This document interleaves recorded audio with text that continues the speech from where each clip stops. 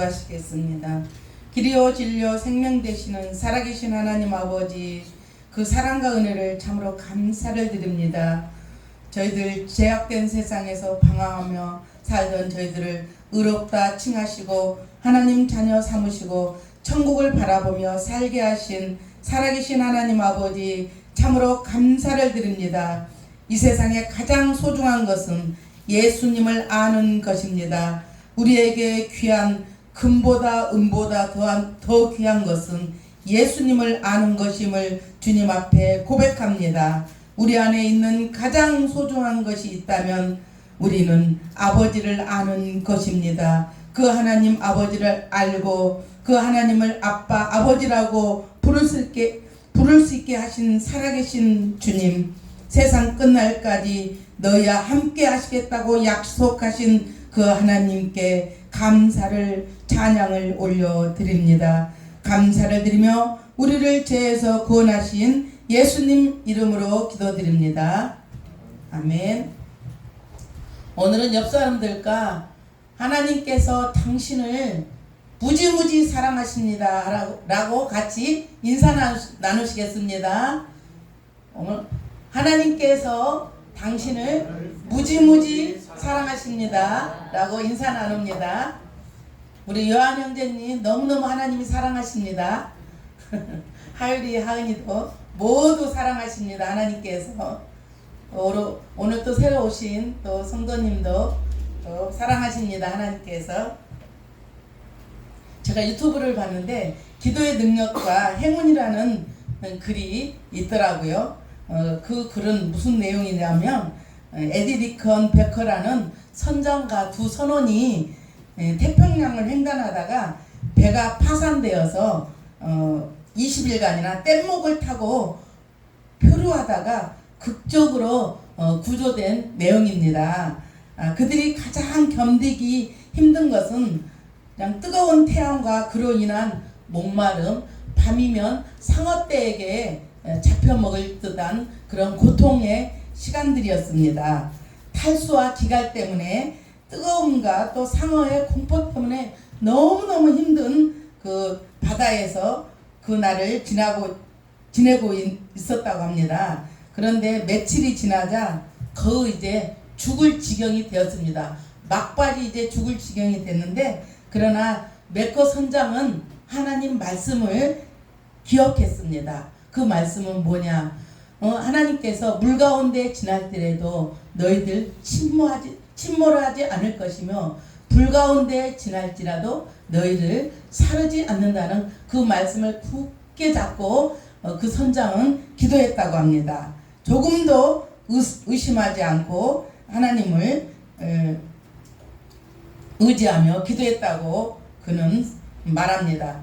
그는 하나님의 사랑과 보호하심 그리고 기도의 능력을 믿고 그대 기도의 끈을 잡고 하나님께 기도로 매달렸다고 합니다. 하나님 살려달라고 계속 기도했다고 합니다. 그런데 어느 날 갈매기가 먹을 것도 없고 아주 죽을 지경이잖아요. 그런데 갈매기가 그 선장 머리 위에 앉았답니다. 그러면서 그 비둘기를 잡아서 먹게 됐고, 또 갈매기도 머리 위에 앉아서 또 그 갈매기를 또 먹게 되었다고 합니다. 그래서 그 갈매기를 미끼로 해가지고 낚시집을 만들어서 계속 식량을 보급했다고 합니다. 제가 일본 선교를 갔는데 시가상이라는 성도가 일본 교회로 오는 중이었어요. 그런데 일본 교회로 오는 중에 그 시가상 언니가 이렇게 밀짚 같은 모자를 쓰고 이렇게 큰 모자를 쓰고 오는데 큰 새가 나타나더니 그 모자를 탁 이렇게 입에다 물고 하늘 높이 올라가는 것을 봤습니다. 하나님이 하시는 일은, 그러면서 제 생각에는 어머 저렇게 큰 새가 어쩜 가다가 놓칠 것 같잖아요. 근데 그 새가 놓치지 않고 공중 높이 올라가는 것을 저도 봤습니다. 그것처럼 갈매기와 또 모든 새들이 그 선장 머리에 앉게 돼서 그걸로 먹이를 했다고 합니다. 게다가 또 비가 내림으로 인하여서 또 물도 마시게 되어서 살아가는 것입니다. 그것이 무엇이냐? 그 기도의 힘입니다. 불볕더위가 그래서 물을 마심으로 비가 옴으로써 이렇게 해소되었다고 합니다. 그들은 하나님의 살아계심을 확인하고 더욱 용기를 내서 기도했다고 합니다. 그 후 2주일 만에 기적적으로 그들은 구조되었다고 써 있습니다. 그들에게 신문 기자들이 어떻게 그렇게 엄청난 공포와 역경, 배고픔, 뜨거움, 그 무서움과 초조함을 이겨냈느냐고 물으니까요. 그 선장은 이렇게 한마디로 대답했답니다. 우리는 다른 게 아니고 하나님께 믿음으로 기도했습니다. 이렇게 말씀했다고 합니다. 오늘 본문 말씀에 이스라엘 백성들은 하나님께 불순종으로 인하여서 바벨론 포로로 끌려갔습니다. 바벨론 포로로 끌려가다가 또 죽은 사람도 많았습니다. 그 포로로 사는 날 70년 동안 노예처럼 바벨론에서 살았습니다. 그 70년을 청산하고 고국으로 돌아오면서 꿈꾸는 것 같이 기뻤다고 고백합니다. 그러면서 6절에 이렇게 말씀하고 있습니다. 울며 씨를 뿌리러 나가는 자는 정령 기쁨으로 그 단을 가지고 돌아오리라고 말씀하고 있습니다. 오늘 시편 126편 말씀은 바벨로니아 포로에서 돌아오던 당시에 벅찬 감격과 기쁨을 회상하며 이스라엘 공동체의 완전한 회복을 강구하고 있다는 점에서 에스라나 느헤미야가 기록했다고 보고 있습니다. 여호와의 시온의 포로를 돌려보내실 때 우리는 꿈꾸는 것 같았다라고 말씀하고 있습니다. 여러분들 혹시 꿈꾸는 것 같이 기쁜 날이 있었습니까? 저는 꿈꾸는 것 같이 기쁜 날이 하나님께 회개하고 하나님 말씀 듣고 하나님 만난 게 꿈꾸는 것 같이 기쁜 날인 것 같습니다. 그보다 더 좋은 날은 없는 것 같습니다. 우리가 흔히 말하는 꿈인가 생시인가 이러잖아요. 그것처럼 이스라엘 백성들은 70년 포로에서 이스라엘로 돌아오는 그 시간이 꿈꾸는 것 같았다고 고백하고 있습니다. BC 539년에 고레스 왕은 바벨로니아를 정복했습니다. 그리고 이듬해 BC 538년에 귀환 조서를 내렸습니다. 그 감격적인 모습은 역대하 36장 23절에 잘 나타나고 있습니다. 이렇게 성경은 말씀합니다. 바사왕 고레스가 이렇게 말하노니 하늘의 신 여호와께서 세계 만국을 내게 주셨고 나에게 명령하여 유다 백성 예루살렘 성전을 건축하라 하셨으니 너희 중에 그의 백성된 자는 다 돌아갈지어다. 너희 하나님 여호와께서 함께 하시기를 원하노라 하였더라. 아멘. 이렇게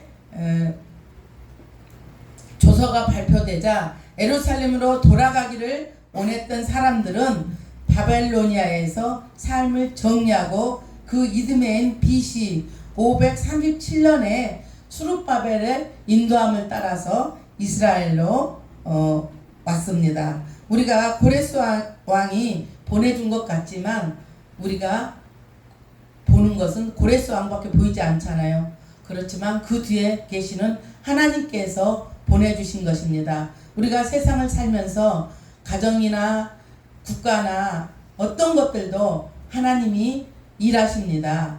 왜냐하면 제가 맨날 얘기하지만 WCC나 WEA, NCK 그런 종교 집단, 종교다운주의가 만약에 계속 이렇게 되면 하나님께서 분명히 저는 진노하시리라고 믿습니다.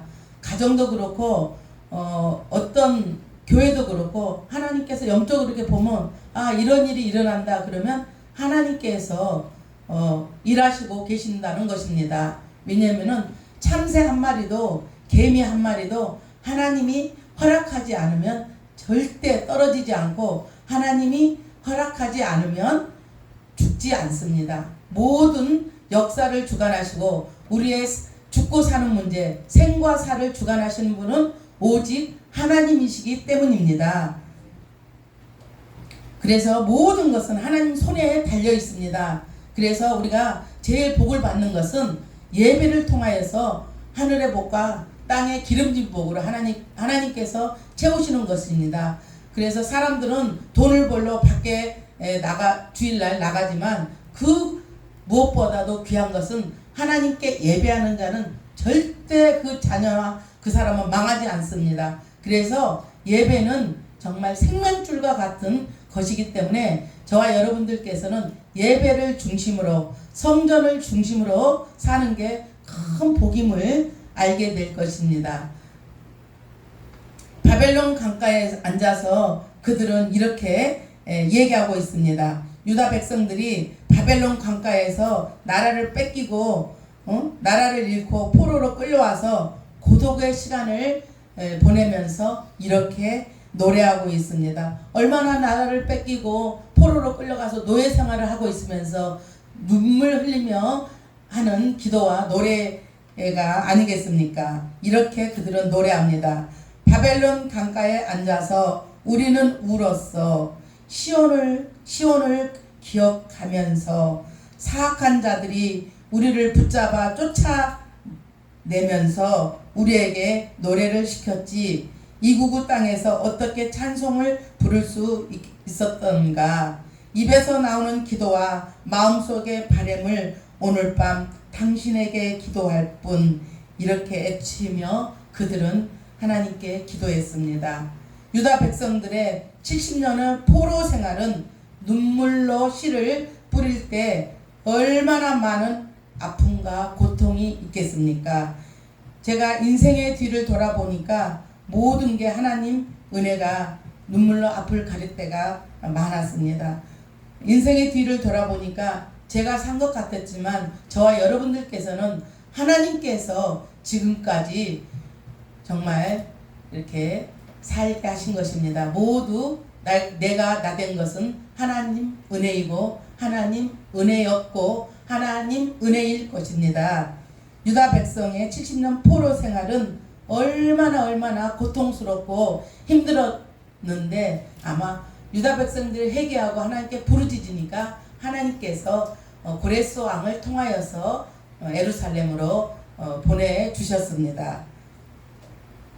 제가 인생의 뒤를 또 돌아보면 많은 기도하는 분들이 계셨더라고요. 여러분도 마찬가지고. 왜냐면은 자식들을 위해서 엄마가 얼마나 기도합니까? 그렇기 때문에 이 자리에 계십니다. 물론 하나님의 주권적인 은혜가 있었지만 그 기도는 절대 땅에 떨어지지 않습니다. 저도 우리 애들한테 그래요. 얘들아, 너희들은 기도하지 않고 애들한테 어떻게 이 세상을 살 수가 있니? 기도하지 않고 어떻게 이렇게 험난한 세상에, 목사님이 어제 말씀하셨지만 아기를 낳아서 쓰레기통에 그 까만 봉지에 들어있는 아기가 우는 것을 화장실에 보고 누가 신고했다는 소리를 듣고 얼마나 앞으로 험난한 세상이 앞으로 올 것입니다.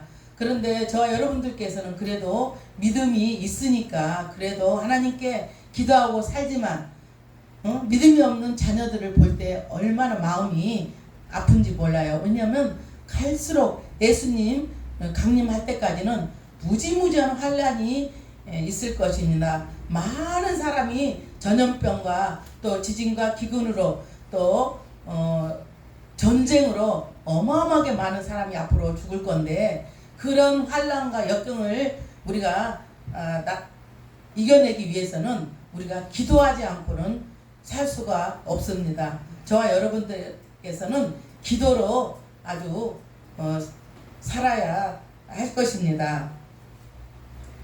눈물을 흘리며 씨를 뿌리는 자는 기쁨으로 단을 거두리로다. 기쁨의 크기는 고통의 시간이 크면 클수록 더 커지는 것입니다. 한 가정을 보면은요, 성도와 목회자들이 한 가정에서 나올 때 얼마나 많은 천둥 번개와 같은 험난한 인생을 사는 것을 우리가 볼 수 있습니다. 그러나 그 험난한 인생의 길은 끝이 아니고 기쁨으로 단을 거두기에 저와 여러분들께서는 소망이 있습니다. 저와 여러분들께서는 지금 어떤 단을 거두고 계십니까? 어떤 눈물의 씨를 뿌리고 계십니까? 농부가 가을에 추수를 하려고 부지런히 밭에 씨를 뿌려야 가을에 곡식 단을 거두는 것입니다.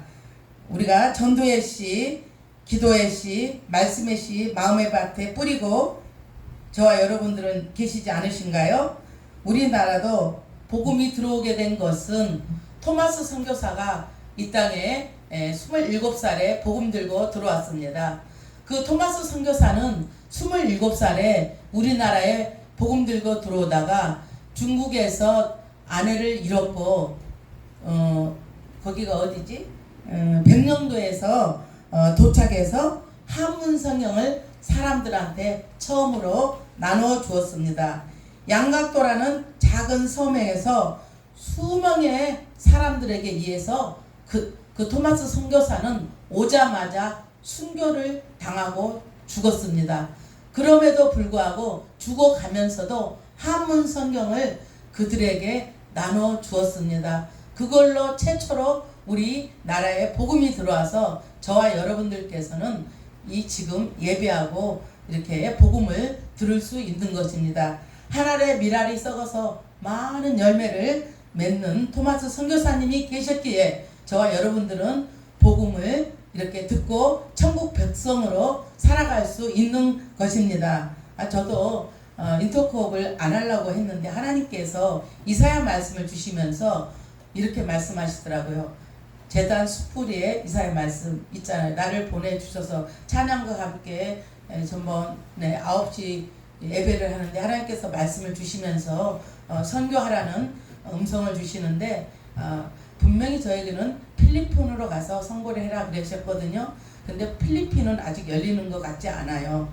근데 언제 어떻게 될지 저도 모르겠어요. 우리 인생은 하나님께서 주관하시고 하나님께서 이끌어가는 거지, 내가 지금 살고 오늘 예배하고 또 다른 내일은 뭐하고 모레는 뭐 하는 것 같지만 그 인생은 하나님께서 꼭 붙잡고 저와 여러분들을 인도하고 계십니다.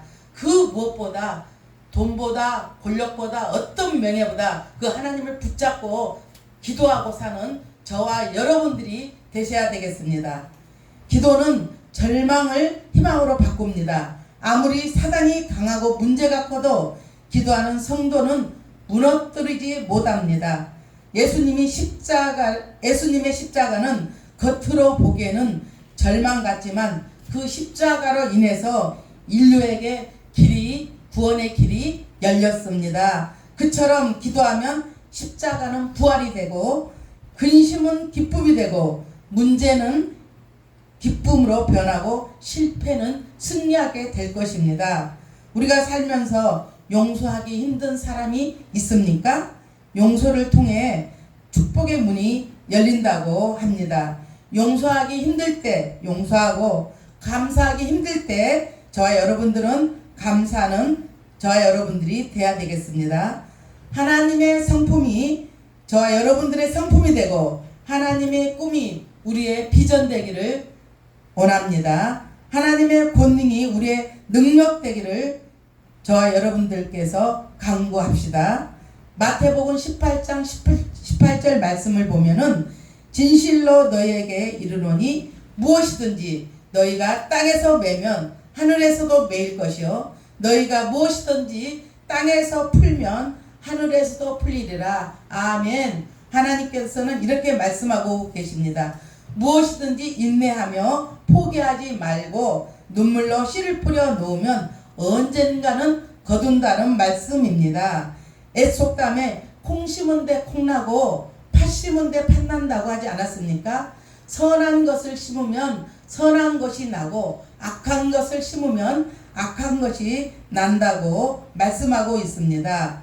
갈라디아서 6장 9절 말씀을 보면은 이렇게 말씀하고 있습니다. 선을 행하되 낙심하지 말지니 때가 이르면 거두리라. 아멘. 이렇게 말씀하고 있습니다. 여러분 인생을 살면서 눈물의 씨를 뿌리는 작업을 절대 놓쳐서는 안 됩니다.